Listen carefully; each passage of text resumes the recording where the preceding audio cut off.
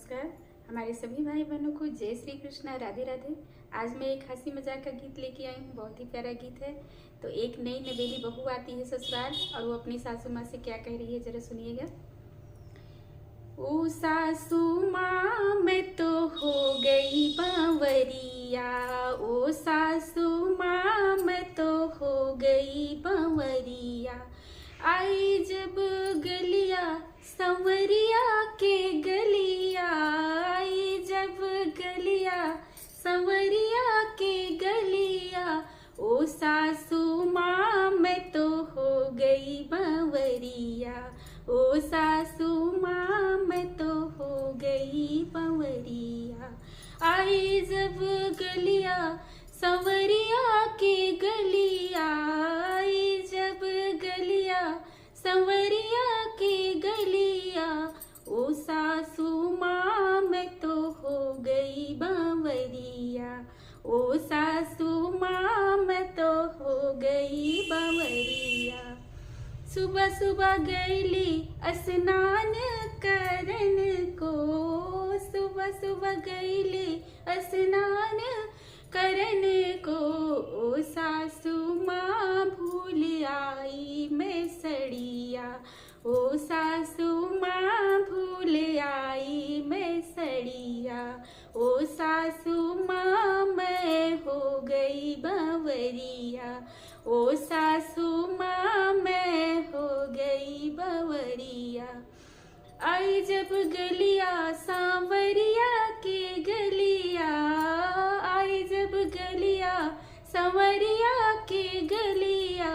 ओ सासू माँ मैं हो गई बावरिया, ओ सासू माँ मैं हो गई बावरिया। गईली रसोईया मैं चाय बनाने, गईली रसोईया मैं चाय बनाने।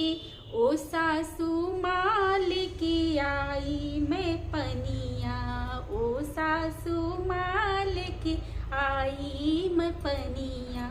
ओ सासू माँ मैं तो हो गई बावरिया, ओ सासू माँ मैं तो हो गई बावरिया। आई जब गलिया संवरिया के गलिया, आई जब गलिया संवरिया के गलिया। ओ सासू माँ मैं तो हो गई बावरिया, ओ सासू माँ मैं तो हो गई बावरिया। गई थी रसोईया मैं रोटी सेकने को, गई थी रसोईया मैं रोटी सेकने को। ओ सासू माँ ले आई मैं दलिया, ओ सासू माँ ले आई मैं दलिया। ओ सासू माँ मैं हो गई बावरिया, ओ सासू माँ मैं हो गई बावरिया। आई जब गलिया संवरिया के गलिया, आई जब गलिया संवरिया के गलिया। ओ सासू माँ मैं हो गई बावरिया, ओ सासू माँ मैं हो गई बावरिया।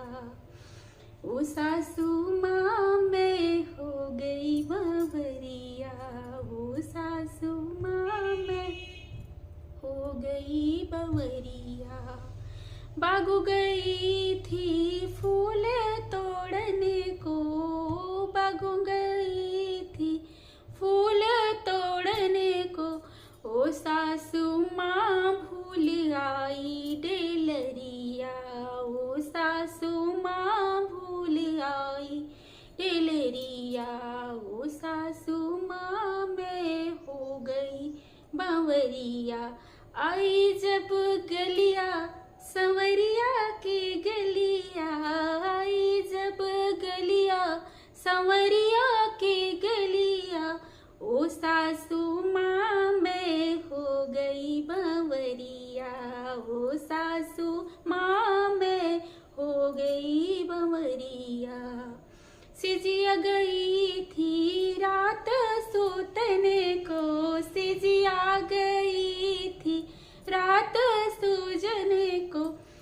जिया गई थी रात सूतने को, ओ सासू माँ भूल आई मैं तकिया, ओ सासू माँ भूल आई मैं तकिया, ओ सासू माँ मैं हो गई बावरिया, ओ सासू माँ मैं हो गई बावरिया।